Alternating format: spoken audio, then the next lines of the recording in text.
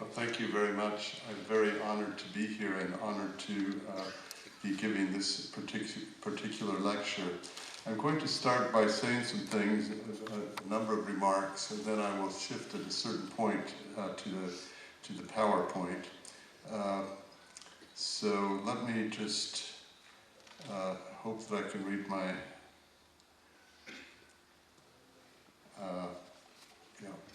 Okay.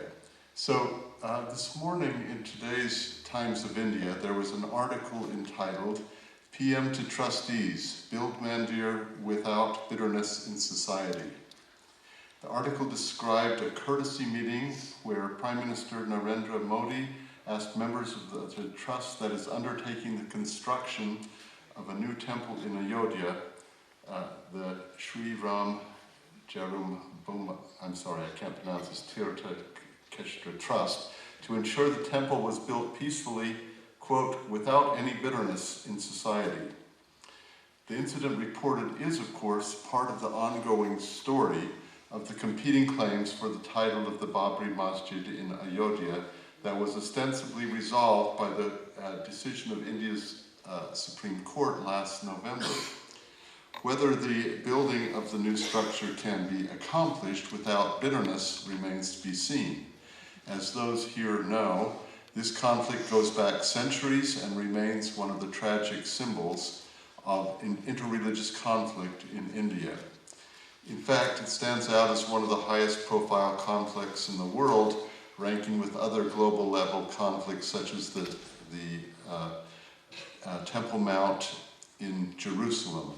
At the same time, the problem has features that link it to countless other conflicts around the world, both macro and micro, that reflect seemingly insoluble tensions for which the idea and practice of secularism holds itself out as an answer.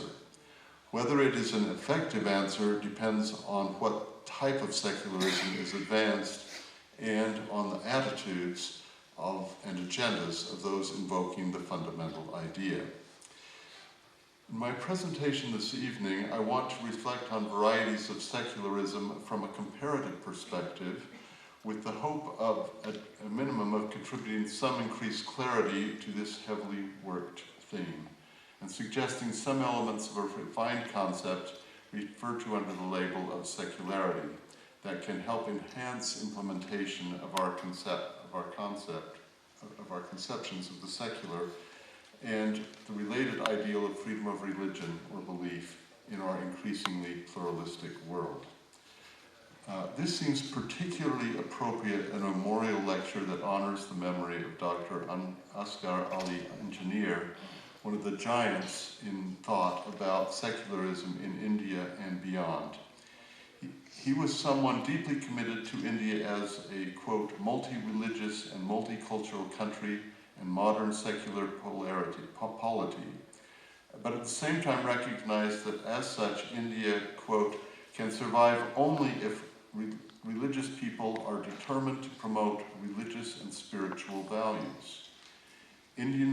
Also, quote, Indian plurality alone can be our valuable asset, he wrote, quote, and religious response has to be based on tolerance, respect, and compassion for others.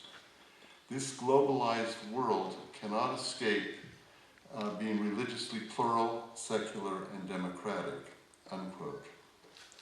As you will see, I concur that as Asghar Ali Engineer rightly saw, a just secular order is not inconsistent with commitment to protecting a plurality of religious values. I am grateful that the opportunity to think about secularism in India has provided for further thought about this important idea. As I reflect on Indian conceptions of secularism from a global perspective, I hope you will forgive me or forgive the fact that it is impossible for a foreigner to fully comprehend all that is at stake in Indian thought on this important issue. But I hope that you will nonetheless welcome efforts to put Indian thought in a broader global perspective. So, let me say just some general words about the idea of the secular. This is in many ways as old as the idea of religion and is equally hard to define.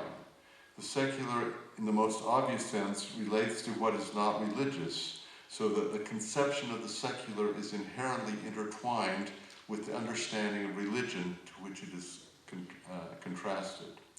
This means that there are as many conceptions of the secular as there are of religion. As stated by Jose Casanova, it should be obvious that the religious and the secular are always everywhere mutually constituted.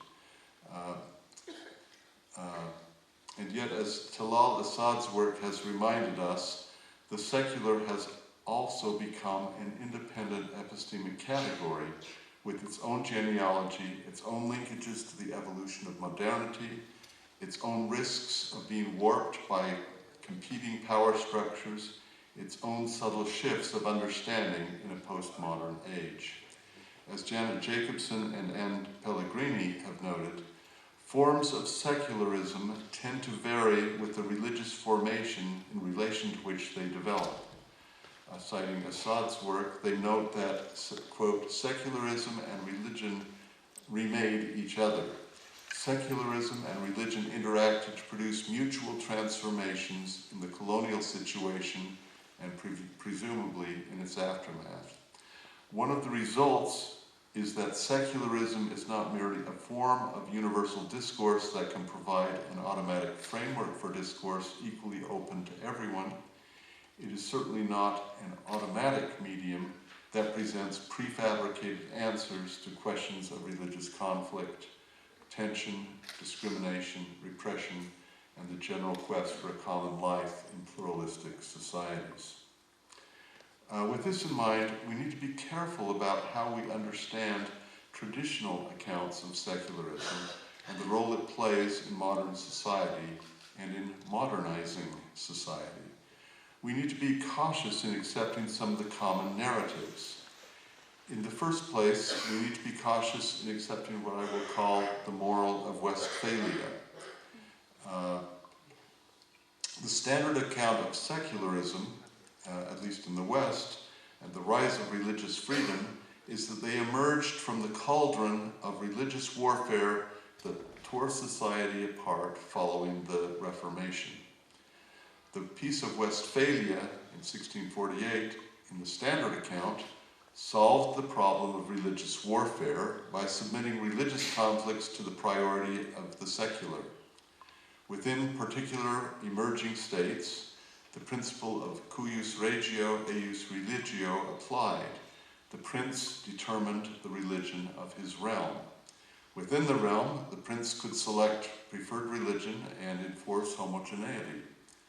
But at the international level, the assumption was secular. Secular ordering would apply.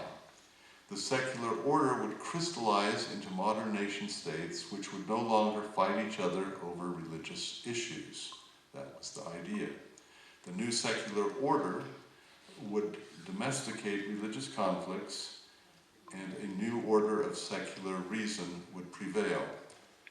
The secular, in this picture, was a recipe for social peace. Now, this picture is obviously simplistic in many respects. Among other things, it's not clear that religious strife was really the core problem. In some ways, the conflicts that were being witnessed and addressed may have been driven more by the centralizing drive of emerging nation states and their rulers, which put religious groups on the defensive, or which caused religion to be instrumentalized in various ways and thrust religion into conflicts that were really emanating from other sources. The point is that there has tended to be a rush to judgment against religion and in favor of the secular state in the conventional Westphalian account. This necessitates some greater caution about assuming that exclusively secular solutions hold the keys to social peace. The Westphalian solution has an analog in the traditional understanding of separation of religion and state in constitutional regimes that have pursued that model. The assumption is that ultimately, secularism within states has the same beneficial effect held out by the Westphalian system. When religious conflicts arise, according to this picture, the ideal solution is to relegate them to the private domain and insist that the public order be pervasively secular. In effect, the autonomous individual assumes the position of the Westphalian prince, except that the realm of the autonomous individual is limited to private domains. The overarching order of the state, like the overarching order of the international Westphalian scheme, is pervasively secular.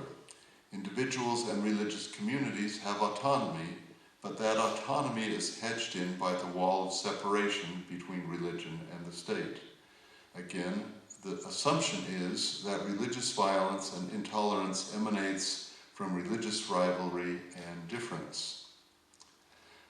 The secular state is the embodiment of reason and enlightenment and is above the pettiness of intolerance. Particularly where the secular state is committed to the rule of law, it can be expected to stand above religious squabbling. The ruler, whether monarchic or democratic, can be expected to treat all equally. The ruler will not pass discriminatory laws because laws must be applicable to all, and since no sane ruler will pass laws that oppress the majority, all members of society will be protected. The difficulty, of course, is that the dominant political parties, even though secular, are in fact not above repressing religious minorities. Indeed, they are almost inevitably tempted to instrumentalize religion in the process of seeking political support. This has made it clear in most legal systems that something more than the rule of law protections is required to protect religious freedom. Thus, we see the insistence in international instruments addressing religious freedom issues that limitations on religious freedom be permitted only if they are prescribed by law, that is, they are subject to a rule of law constraint, and in addition, and that's important, that it's more than the rule of law, that they further important social policies, typically public health, safety, public order, public morals, and rights of others, and that they are necessary, and that any limitations are necessary and proportionate to the state objectives being pursued. Now, there's a very famous case in the United States, I'll call it the peyote case because it was about this drug substance peyote. But essentially, this is the Employment versus Smith decision. In that case, the US Supreme Court reverted essentially to a rule of law test, saying that any general rule of law, any general or neutral rule would override religious freedom claims, and they jettisoned the extra compelling state interest test that provided the extra protections that go beyond the rule of law alone. Now, in fact, sometimes little noticed even in our own system and even more abroad, the compelling state interest test in the United States has shown remarkable resilience and has largely been put back in effect by corrective legislation or by state courts interpreting requirements of their state constitutions. There have been some back and forth, some tweaks by the Supreme Court and so forth, but remarkably, despite the Supreme Court holding that general and neutral laws would suffice to override religious liberty claims, that hasn't really been sustained. More generally, the Rawlsian notion that religious premises or religious ideas should be banned from public argument and that a canon of public reason should apply has also been severely questioned. So the result is that while there has been some pressure in the United States toward a strict separation system and so forth. It's been compromised in a number of ways so that there is room for religion to play a role in the overall system. Now, the erosion of the Westphalian secularism at the level of international law and of strict separationism and exclusion of religion from the public sphere is paralleled by a more profound shift in understanding of secularism in social theory. The secularization thesis, according to which the secularization of society would ultimately lead to the withering away of religion and religious institutions, is simply no longer credible. Leading sociologists whose early work took the secularization thesis as a starting point have been forced to abandon that position. However, a secular Europe may be coming.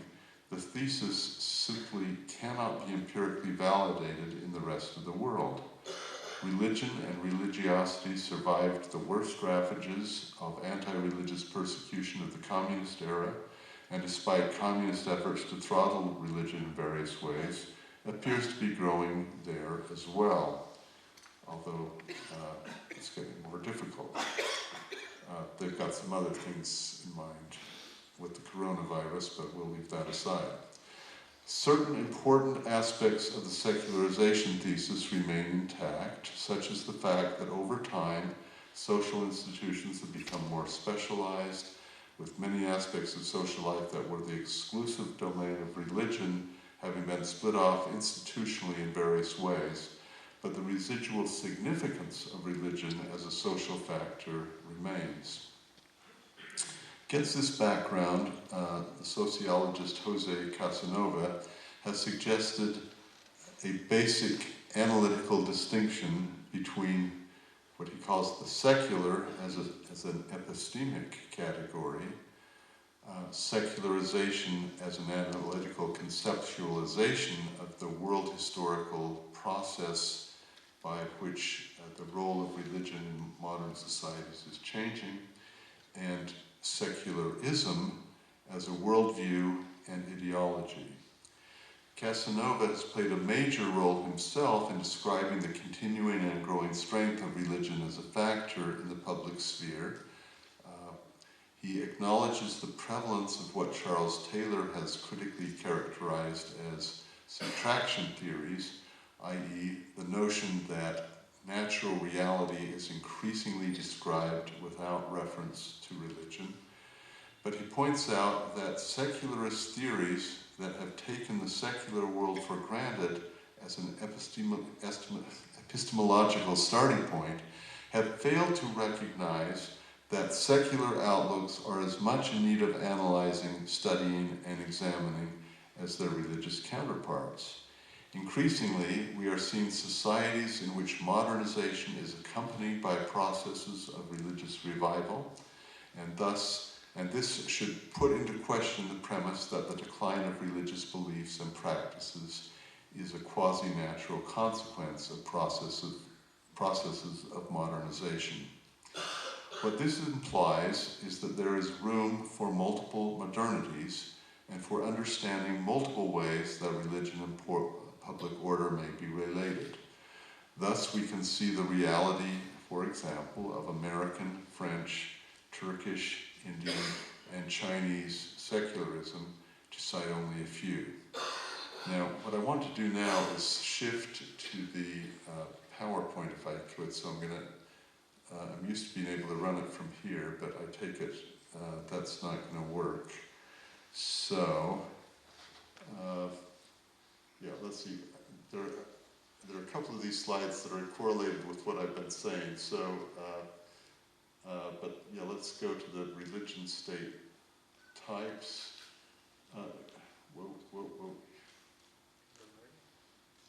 Okay. Now, the question is, I'm a little worried that you may not be able to see all the detail on this slide. But let me describe this. Some of you, if you've seen any of my work before, you're likely to have seen this.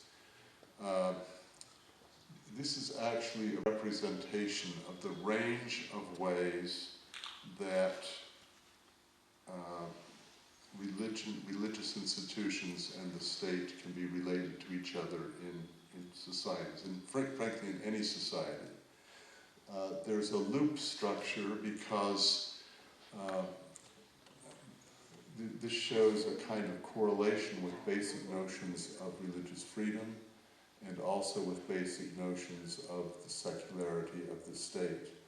And the positions toward the left end of the loop are positions which show either a strong positive identification with religion in the state, say as in a place like Iran, where you have basically a theocratic system, or at the other end, a very negative relationship between religion and religious institutions in the state.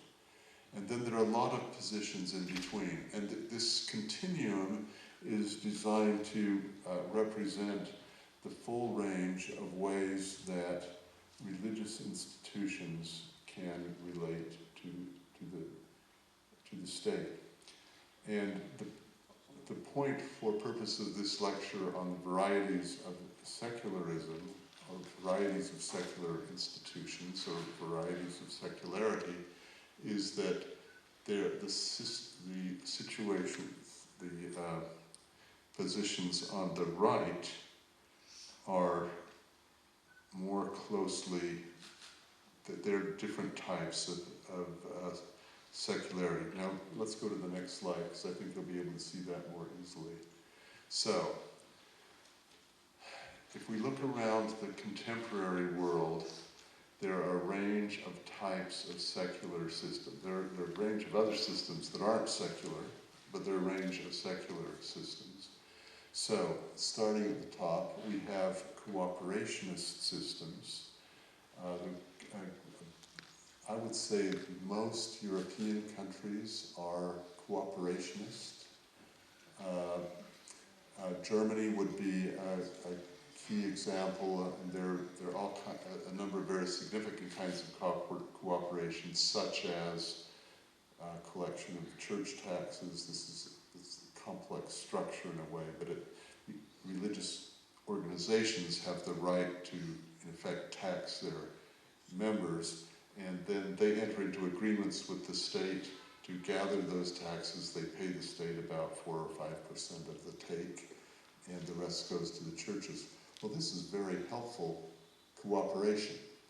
There's also cooperation in school systems, and there are a number of other situations. And as you move from state to state around Europe, most states have significant cooperation. This includes, the truth is, cooperation means money. Money is moving from the state to religion to promote various kinds of programs. And so that's cooperation. But these states, Germany would clearly be regarded as a secular state. It maintains warm, positive relationships with religious communities. Indeed, it views that part of its role is to help actualize the conditions of freedom for the religious communities, but that's cooperation. Another kind of secular system would be an accommodationist system. I tend to view the American system as accommodationist, but let me give you an example. In this kind of situation that occurs in many legal systems, take the situation of in countries that have a military draft or military conscription. People are obligated to go into military service, but if they have a conscientious objection to military service, that objection is accommodated. That is, typically what happens is there's some kind of alternative service. Now, there are other kinds of conscientious objection, not just to the military, so you can have objection if you're medical personnel, you might have a conscientious objection to performing abortion. So this would be, again, a kind of accommodation. Another form of accommodation would be tax exemption for religious organizations. One of the differences between cooperation and accommodation, as I understand it, is that you don't have direct funding or direct subsidy of religious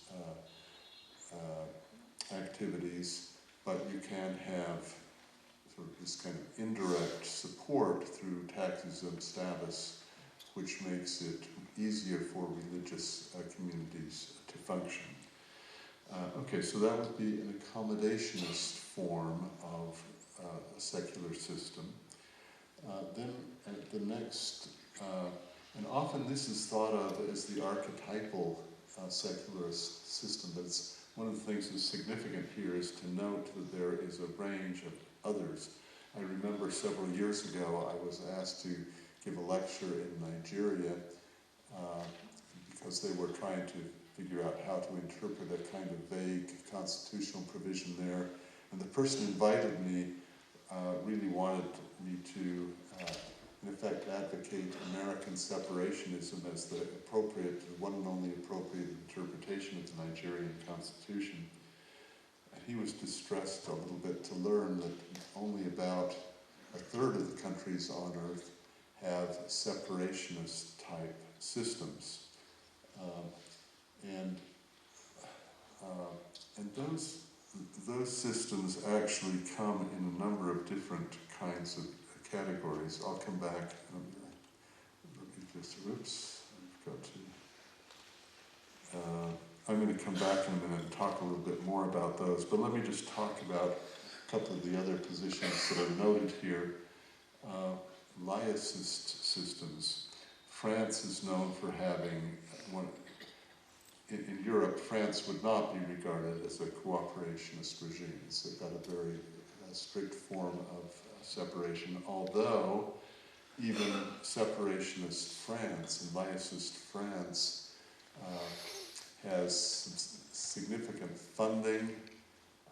They fund the operations and maintenance of churches that are over 100 years, well,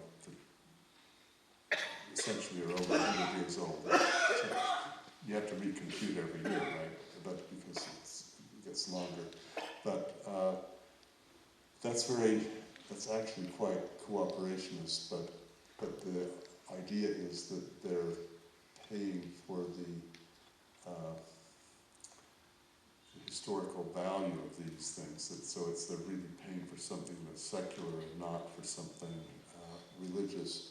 Similarly, they're quite flexible about paying for the secular parts of curriculums in religious schools. So that would not happen in the United States. So there are some ways that, but in general, France has a very strict kind of separationism, and you see that in the recent, a series of cases over the last decade having to do with headscarves, for example, because one of the parts of this notion in France is that separation or laïcité means that religion in the Westphalian sense that I was talking about should really be confined to the private sector.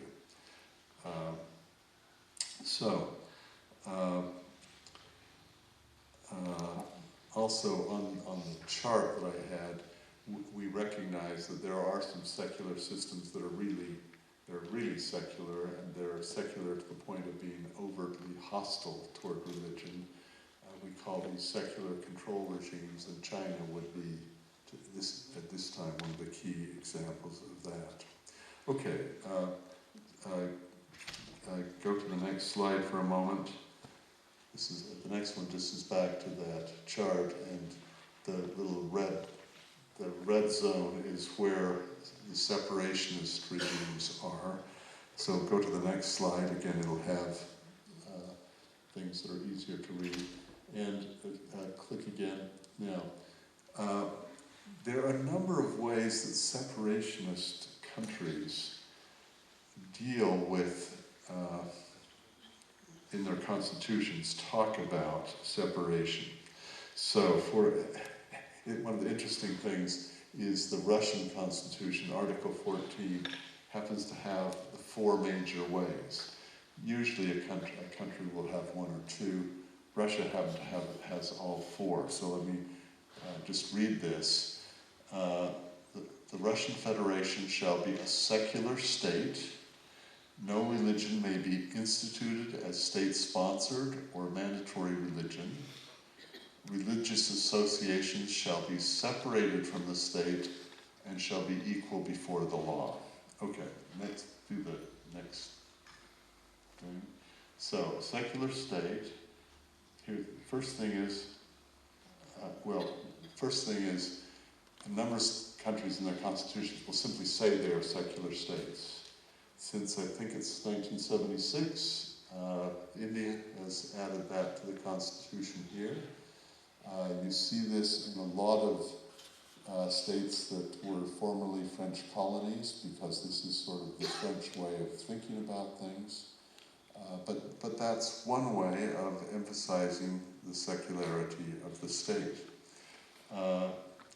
Another approach is to say that there's no official state religion, or to speak of non-establishment. So that would be the non-establishment clause of the United States, for example, would be an example. There's a similar provision in the Australian Constitution. Germany has a provision like this.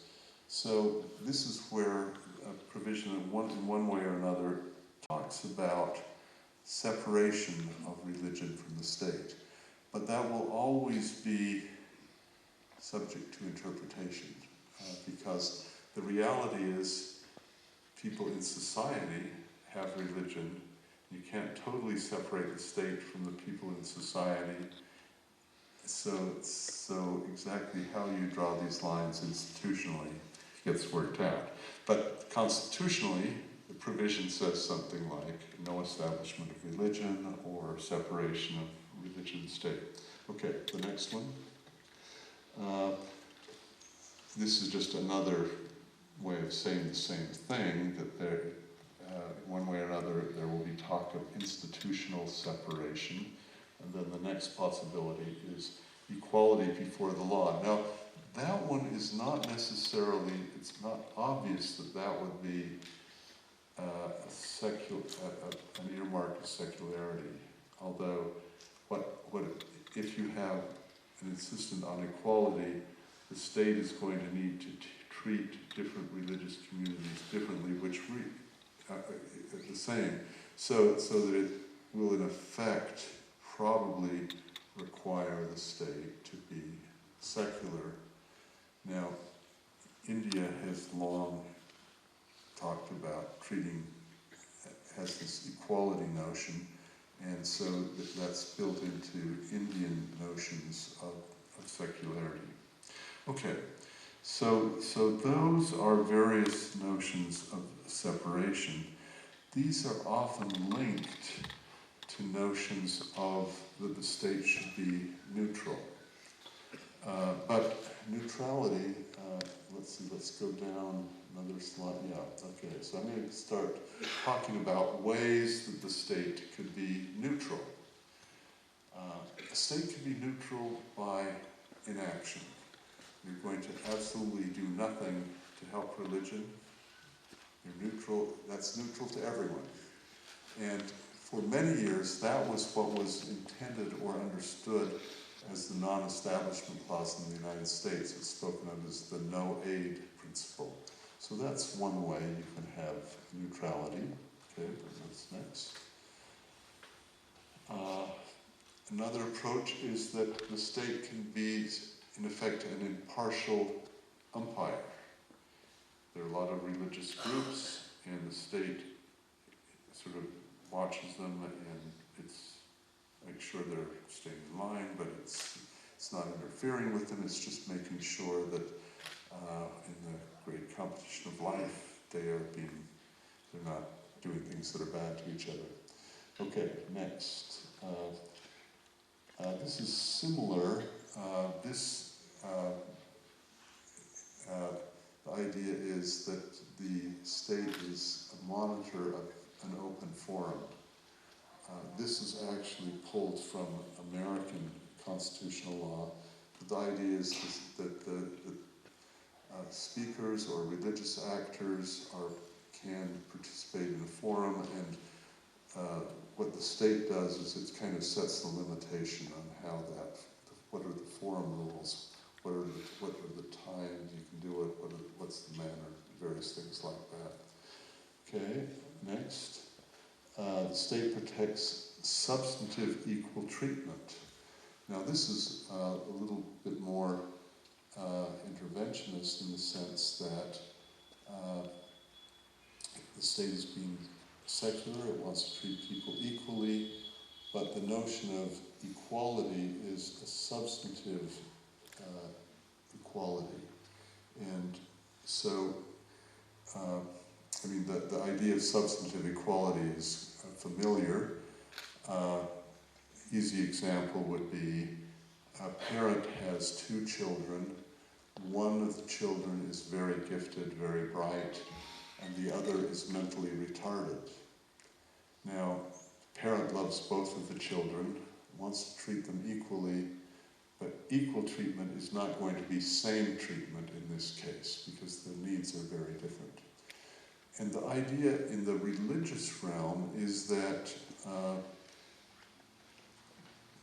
religious differences matter and deserve substantive differences in treatment, and that may give you a kind of principled basis for treating groups differently. So, for example, to go back to the military draft case and the conscientious objection, the person who has a conscientious objection to service in the military is different than the person who does not, and taking that difference into account is a way the state can be neutral but can take substantive, can be concerned about substantive equal treatment.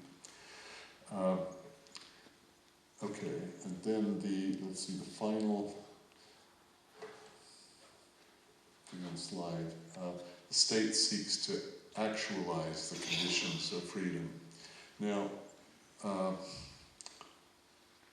let's see. Go to the next slide. These concepts of neutrality relate in significant ways to the different kinds of secular states. So, for example, the separation model, state inaction or the state adoption of an impartial umpire, or the state serving as the monitor of an open forum, these are all linked with the separation type models. Then the accommodation, the substantive equality notion links up with accommodation, and the actualizing the conditions for being able to carry out your freedom, that lines up with what the thought behind the cooperation model.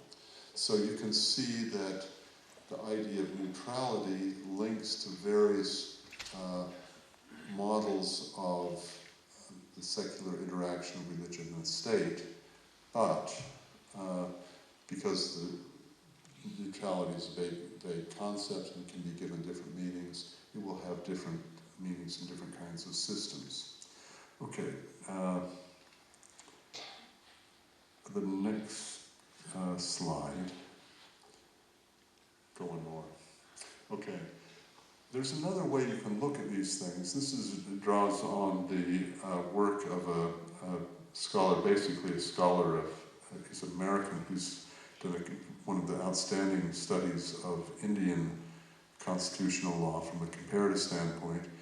And he's argued that if you compare the United States, Israel, and India, you see three different kinds of models. So this is a slightly different way of looking at models of varieties of secularism. So he says that the US has a more assimilative model, and you see that because well, there is this secular state, there are a number of the decisions that put some pressure on groups or incentivize groups to kind of move toward the norm and to be, while they're different, they're assimilated in various ways into American society.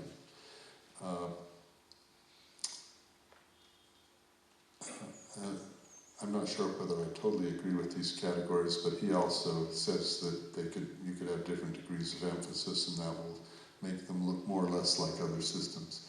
But the second one is he calls visionary, and the idea is that Israel is a Jewish state, pretty secular Jewish state, but still has a kind of vision to protect Jewish life, and in certain respects will have links to the underlying religious vision in society. So that starts being a little less of a secular society, but you can imagine religiously inspired ideals that are still sufficiently secular that you would consider it a secular society. And then he describes India as an ameliorative system, and there the idea is that there are links to religion. There's a secular state, but the secular state has some reform concerns, I think here of untouchability, and this interacts with the religious community in various ways. So I point that out as an example of another way one can look at things. Now, what I'm going to do now, and here's where I'm going to be at risk, because you know the Indian systems much better than I do, but I'm going to describe a series of Indian systems or models or conceptions, and these are in some ways competing conceptions, but that's the way these varieties are. People have different notions of what the optimal system is.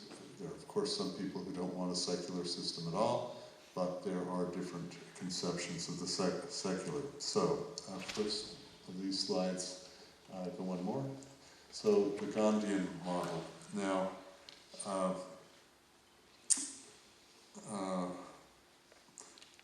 I'm sure I'm not going to do adequate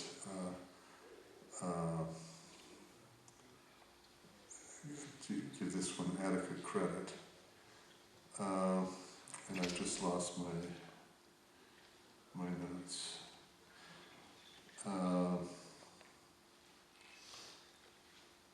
So I'm going to just have to do this in a very rough sense. But the interesting thing about Gandhi is he talked about the fact that he couldn't live without his religious principles. I actually have a number of quotes in the paper, the kinds of things he said. But then he also said if he were a dictator, he would insist on separation of religion and the state. So one of the interesting things is how those ideas fit together.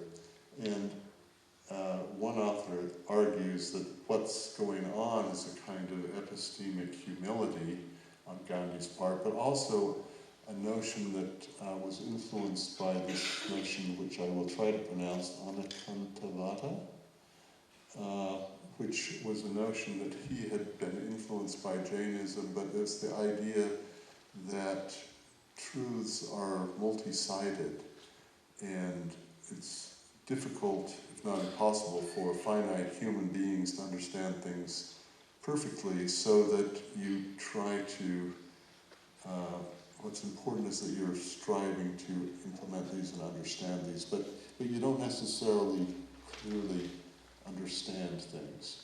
And for Gandhi, part of what's going on is he was nervous about dogmatic kinds of religion, of the kinds he associated with Abrahamic religions, which were characterized by having a set of doctrines and so forth. And indeed, he was worried that what was subtly happening, either as a result of colonialism or for other reasons, is that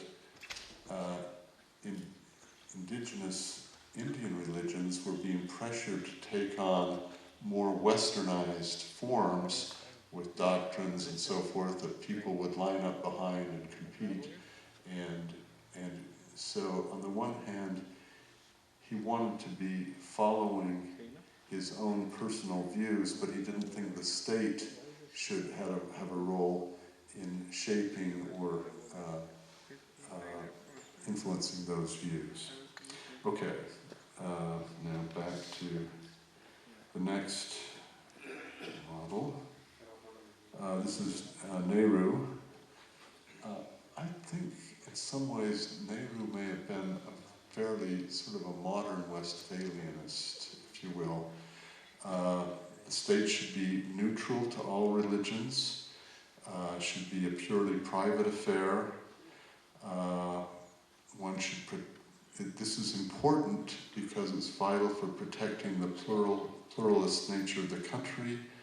There's a composite culture there, and what needs to be avoided is communalism because he was seeing the threat of communal violence. But at the same time, he was not a sort of a French laïcité person. He was maybe made a little uncomfortable by Gandhi's religiosity, but on the other hand, he was quite respectful of religious difference. And his position, certainly in his mind, had links to modern rationalist Enlightenment ideals. Secularism represents progress. Okay, next system. We'll call this contextual secularism. It's associated with a lot of the work of Rajiv Bhargava. He'll talk about principled distance. By the way, you see that principled distance notion very often these days in German cooperationism. So it might be that this ends up being close to something like that cooperationist model. But the idea is that the state can be friendly to religion, should basically try to be equidistant, but it doesn't have to be rigorously equidistant because different religions may need different things. So the idea is a kind of flexible approach to treating different groups according to their needs. And there's some room for ameliorative objectives, again of things like untouchability, that's not the only one. Now, I have to say, on the one hand, I find this very attractive because it's respectful and helpful and flexible and adaptive. But I have to tell you, there are people in the United States, there's a book by Winfred Sullivan on the impossibility of free exercise of religion.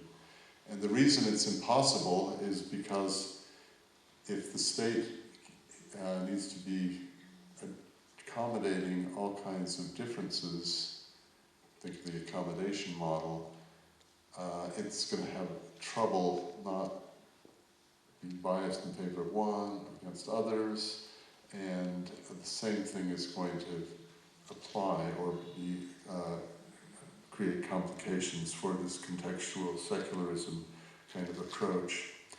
Okay, the next one, religious nationalism. Well, this is probably, it's right on the edge, if not outside. Secularism depends, I suppose, to think practically, it depends on, to go back to my example at the beginning, okay, you're building a temple in Ayodhya.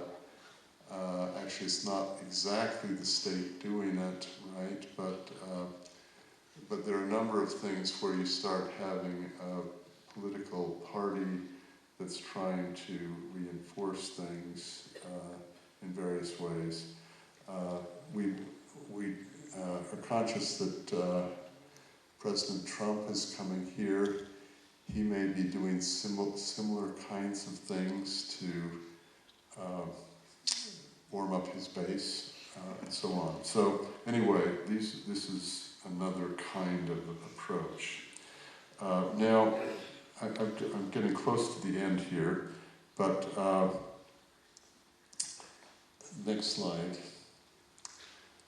I think as you think through these different models, and I've thrown a lot of models out at you, one of the ways of thinking about secularism is to make a contrast between secularism as an ideology, as an end in itself, and secularism as a kind of framework within which people can live and feel safe and be assured that their religious differences will be respected. So this is a little table that suggests some contrast between secularism and secularity. My own sense is, as you look at these various models, what modern systems, what the better modern systems are doing is they're gravitating toward the secularity side here. That secularism as an ideology is secularism in the old Westphalian sense. That is, there was a time when the ideology of secularism really made sense because you were sort of taking the first steps. But as we've had more experience and our societies become more plural, we recognize that you can't just assume that secularism is the automatic answer. You have to, so that it sort of got locked in as an ideology, but there may be adjustments needed. So sometimes secularism is a forceful, neutralizing force, but can be too oppressive or too forceful. Secularity will be protecting neutrality, but neutrality as a kind of framework. Another contrast is between what I call French-style laïcité and American separationism. If you could see the fine print on the continuum, American separationism is a little less hostile, a little less insistent, a little more accommodating of religion than French laïcité. Secularism tends to be freedom from religion. Secularity is about freedom of religion. Secularism is religion consigned to the private sphere. Secularity, religion has a role in an open and vibrant public sphere. Everyone has to be respected, but you don't get locked out. You don't have to leave your premises at the door. This means that in many ways, secularism is more rigid, secularity is more flexible. Secularity will also be more sensitive to substantive equality. Well, that's the picture. There are a lot of models, a lot of ways that things can go forward. My final slide is just a quick comment that what we're seeing, I think, globally is convergence toward systems that are secular, in principle secular in treating everyone, equally secular in the sense that people will feel safe, but open to religion in ways that also respects the role of religion in public life as well as private, and that makes things hopefully better for everyone.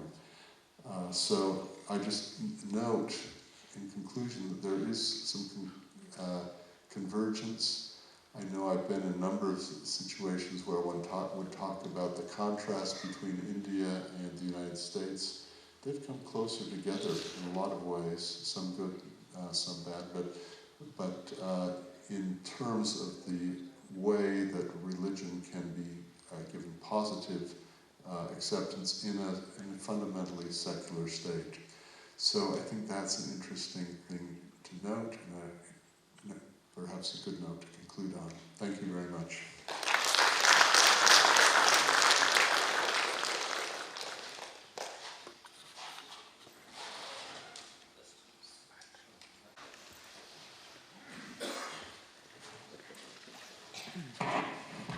Ladies and gentlemen, thank you very much for very patiently hearing the highly scholarly and informative lecture of the learned speaker of the evening.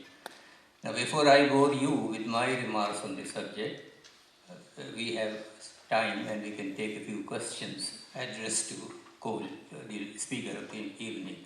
So I invite questions and be free, please feel free to put your questions to him. Don't be overawed by his towering personality. Questions? Varieties of the secularism all over the world.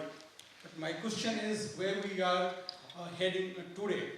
If we look at the globe, it's different kind of the insurgent is coming, like far right is reaching or hitting the constitutionality, hitting the law, hitting the our all fabric, like what you are saying, the secularism.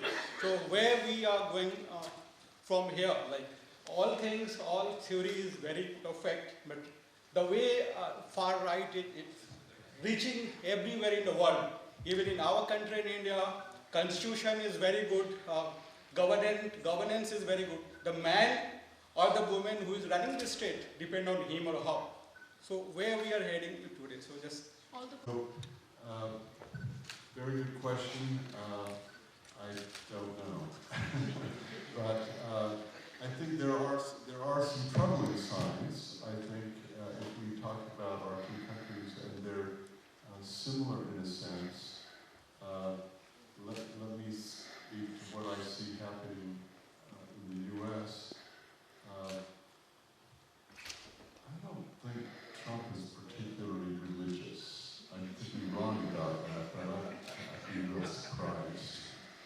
But he's clearly catering to a kind of conservative element in the United States. You see this in two or three ways. One way is things like moving the embassy to Jerusalem, the U.S. embassy. I mean, there was no rational reason to do this except some of the evangelicals thought it would be a good thing to do. And it's not even clear why they thought it would be a good thing to do. But he did it, and it was clearly base motivated. And I think that one of my worries, frankly, is that some of the religious liberty things he's been doing are base motivated. And that means that people who are Trump opponents are very suspicious of what's happening. And I think that's unfortunate because I think religious liberty is a positive value that needs to be,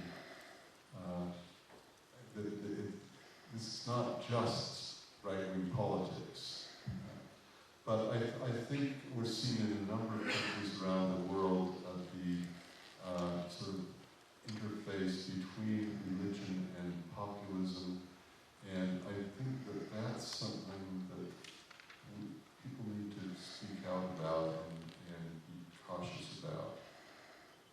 People on the right as well as on the left have rights, and these are often correlated with religious beliefs, and there needs to be room for that. But this needs to be handled in a way that is neutral, and there are just a lot of temptations going on in a lot of legal systems to compromise that neutrality. So those are the worrisome signs that I see. Thank you. Next question. It was a wonderful session. So my question is, as your PPT, if I'm following your PPT, my question is, as contextual model of secularism says, state can be friendly to religion, but in a crescent way.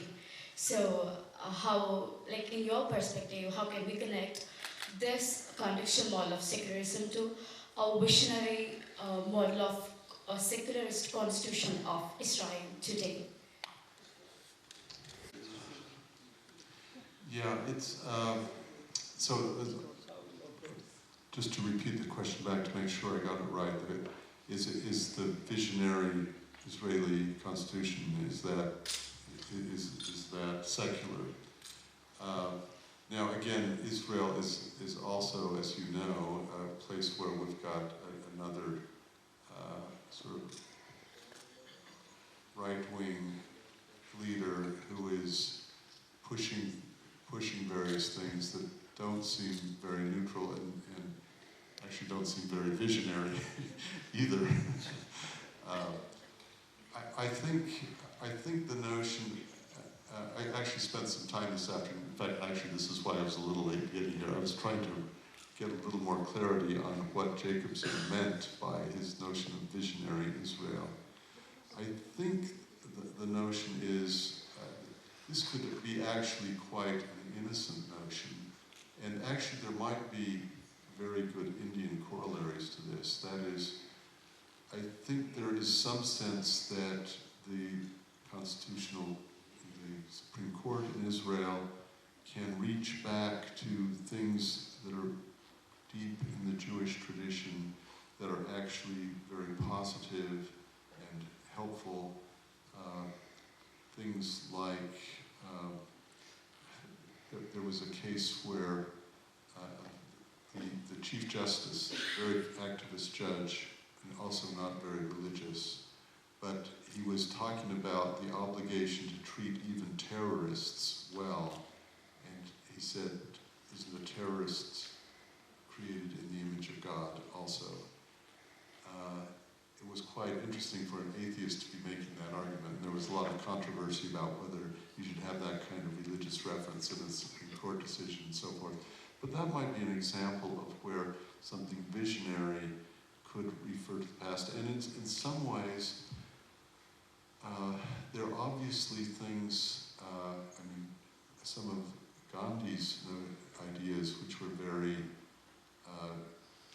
visionary, linked back to things in the tradition of India, to Hinduism, to Jainism, to other kinds of traditions, but notions that would really link up with ideas of human dignity in profound ways that would be helpful. So I think that those would be examples of ways that you could have a visionary system that could still be secular. I have time for one more question only. Kindly be brief in your question. I don't make an observation or go and put a question here. Sir, so you have said that there are ranges of secularists. You mentioned 4 or 5 ranges. So I would like to ask how these ranges in per country, is it culturally how they belong to a particular range, or it is what influences a country's this secularism, idea of secularism of country? Is it culture? Or is it the way they move? They are moving in the last 100 years or so, or is there an example of any country moving from one kind of secularism to another, or in that way? Yeah, okay. One of the things, let me just point out something that's interesting about these various categories. When you first see them and talk about them, you think of them as sort of fixed points on a continuum. If you could see the little chart, often you talk about models. I remember in the early 90s, I was doing a lot of conferences because different states all over Eastern Europe were choosing new church-state systems, and so we'd bring people who would bring someone from Spain with the Spanish model, and someone from Germany with the German model, and someone from France with the French model, and someone from, I was from the US. But the reality is these models sort of bleed into each other. And what's really going on is these are kinds of equilibrium points. There are a lot of discussions going on in every country, and there are arguments in favor of being a little more secular, a little less secular. There will be historical factors that will influence things. I think France had history that has made it more laicist. The French Revolution was one of the differences between the French and the American scheme is the difference between the American and the French revolutions. The French Revolution was a revolution against the Ancien regime. It was against the church, among other things. Whereas in the United States, the church people, except for the Anglicans, were on the side of the revolution. So that so these historical things can shape the way these things are seen. And there are other historical factors going on. I think we're seeing in our time really powerful factors to increase equality, increase economic equality, increase gender equality, and these have spillover effects in the religious domain. So I think the bottom line there is that there are a lot of factors, and things can move back and forth. One of the values of trying to think about different models is, at one point, it suggests ways that you can think about your own system moving and why you might move in a particular direction. But it is also a reminder that these things are always in flux and always subject to argumentation and broader cultural and historic patterns. Very enlightening lecture, actually informative in many ways. For example, I would have thought that secularism is a development from democracy in a manner of speaking because of the aspect of equality. However, you said the prince had a religion, and within that, the state did not adopt that religion, so that's different.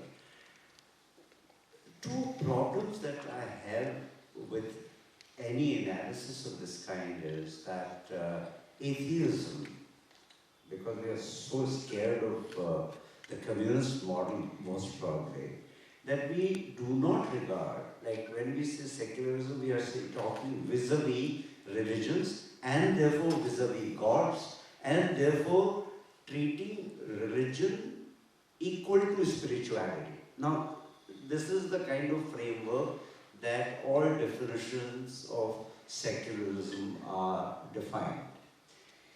I would like to ask you whether the moment we say the state is secular, shouldn't it say that, I would probably go by the distance model, but that's a personal choice.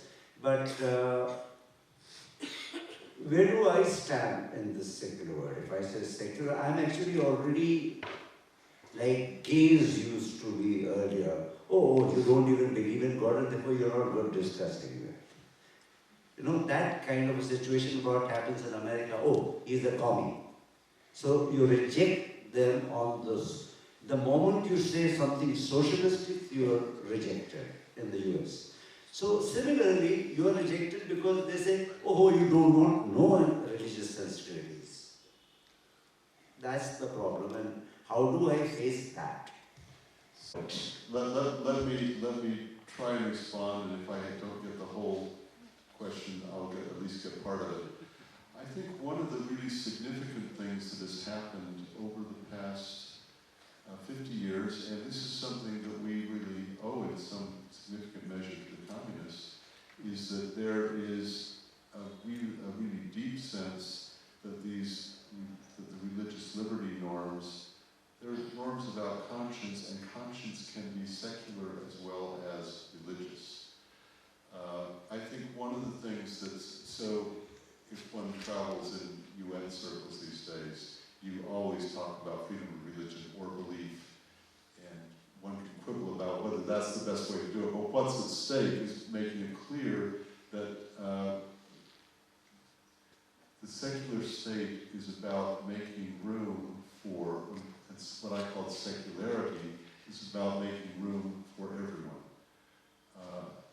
I suppose maybe they're going to be living someplace with terrorists and so on, but the point is that you can have very, we now understand that an inclusive secular state can have very wide parameters, and it ought to protect both sort of people with classic type religious beliefs.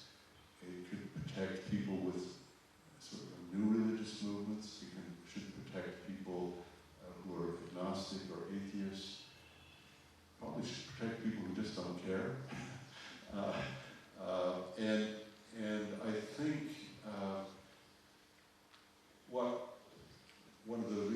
trends is broadening the tent, if you will, to make sure that we can find ways to bring everyone in. And that what really makes secularity and religious freedom work as a means for solving the deep problems of religious tension and strife, what's really at stake in a very deep way is that people are afraid. People are afraid that minorities are afraid that they're going to get hammered. Majorities are afraid that they will cease to be the majority. But everyone has fears, and one of the ways you can solve those fears is if you have an effective legal system that will really make sure that everyone is protected, and they know they will be protected. That builds stability into a society in a way that is stronger than anything else. So anyway, it's a partial answer. Professor Bhawan, would you like to in Bombay, Irfan engineer, when he invited me to preside over this lecture this evening, I didn't take even a minute to say yes. And there were three reasons for that. One is that it is indeed an exceptional honor to take the chair for a lecture being organized in the name of the great Asghar engineer. He was indeed an epitome of secularism, a great scholar who tried his best to make the society in India secular. It's a different matter whether he succeeded or not. But being the moving spirit behind the Bohra reform movement, he did his best to enforce in his own way secularism or secularity of state. The second reason was that what was an honor, because it was organized in Asghar engineer's name, that honor becomes a pleasure when the speaker is called Durham, who is a good friend, rather a brother of mine. We have been very close for the past about 20 years. We have explored the subject of secularism and secularity around the world together. We have attended many seminars, conferences, workshops and lectures around the world, from Vietnam to Kathmandu, and we have prayed together in places of worship around the world. So it was indeed a pleasure for me to take the chair for his lecture. And the third and the last reason was that the subject of the lecture, secularism, varieties of secularism, has been so dear to my heart for the past about half a century. I have been working in this field. So that's how I am here. I would just make a few brief remarks. Professor Cole Durham was right in saying that India has its own concept of secularism. Yes, but it has to be appreciated in the background in which India had framed its constitution. Don't forget that India had attained independence at the cost of partition of the country in the name of religion. And that was a big inhibition. India could not have adopted the French or the Russian concept of secularism, or even the UN concept of US concept of secularism. India had to develop its own concept of secularism. And look at the surroundings. We are in South Asia. There are 8 South Asian states, and 7 of them, they have adopted a state religion. Their constitutions recognize one or another religion as the state religion, and so you can see to what extent secularism can be a ground reality in those countries. Although those countries also guarantee religious freedom for everybody, equality and so on, but then having a state religion and saying that the society is secular, everybody is equal, everybody has freedom of religion, these two things do not go together, cannot go together. Out of the 8 countries, You know, 4 of them, they have Islam as their state religion. Afghanistan, Bangladesh, Pakistan and Maldives. 2 of our immediate neighbors, Sri Lanka and Bhutan, have Buddhism as their state religion recognized under the constitution. And until 90, Nepal was a Hindu kingdom. The constitution declared that it's a Hindu kingdom. It was in these surroundings that we had to frame our constitution, and it was indeed a Herculean task. Hats off to our leaders of the past, Nehru, Patel, Ambedkar, Maulana Azad, who succeeded in giving us a constitution which was not absolutely secular, but they had to adopt what I have been describing as qualified secularism. So our constitution is full of secular provisions and full of provisions relating to particular religions. Community-specific provisions are there in the constitution, mostly for the majority community or communities which are allied with the majority community. So we have a provision for cow slaughter in the constitution. The state is mandated to protect the cow. We have a provision in the constitution saying that wearing kirpan, the holy kirpan, will be a fundamental right of the Sikhs. We have a provision in the constitution saying that the two of our states, Tamil Nadu and Kerala, they have to give annuities for the upkeep of the Hindu temples there, Kerala and Tamil Nadu, and so on. Many provisions relating to particular religious communities, they have been either from the very beginning in the constitution or inserted into the constitution in later years. When Nagaland and Mizoram became part of India, we had to protect the local religious customs, laws, and even judicial system based on religion we had to protect. So we had constraints. But the problem arises when we had a judiciary, an independent judiciary, to interpret the constitution for us, to tell us how far we are secular, and to tell the state that within what limits you can exercise your powers. The tragedy is that our leaders from the very beginning have been interpreting the secular provisions of the constitution in their own way. And it was rightly said by someone here that it depends on the ruler of the time. How far you are secular, it doesn't depend on the constitution. It depends on the rulers of a given time. And we had better days in the past, although not ideal, but we did have better days in the past in respect of interpretation of the constitution and enforcement of the doctrine of secularism under the constitution. But in recent years, what has happened, and this is a big tragedy, that the provisions relating to religion, provisions relating to particular religious communities which are there in the constitution, they are now being primacy over the secular provisions of the constitution, over the right to religious freedom, and so on. And the bigger tragedy is, it becomes a tragedy when the judiciary begins interpreting the constitution in tune with the ideology of the ruling party. This is what is happening in India today.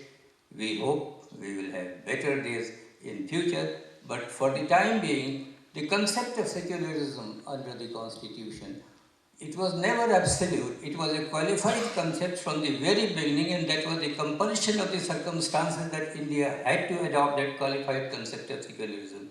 But even that qualified concept of secularism, the way it is now being practiced by the state and interpreted by the judiciary, it has weakened the secular fabric of the Constitution of India. I'm sorry to make these comments, and let us hope we will have better days in future.